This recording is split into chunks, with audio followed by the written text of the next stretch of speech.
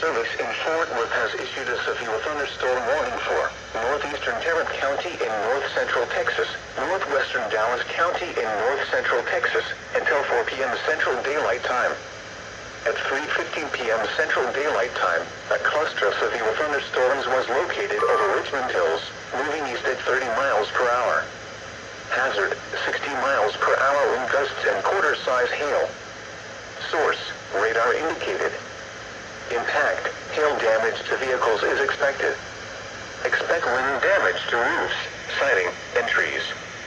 Locations impacted include Dallas, Fort Worth, Arlington, Irving, Grand Prairie, Carrollton, Euless, Bedford, Grapevine, Haltom City, Keller, Coppell, Hearst, Farmers Branch, Southlake, Watauga, Colleyville, Addison, Richland Hills, and North Richland Hills.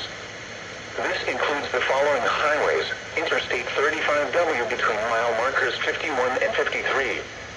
Interstate 35E between mile markers 433 and 444. Interstate 30 between mile markers 14 and 39. For your protection, get inside a sturdy structure and stay away from windows.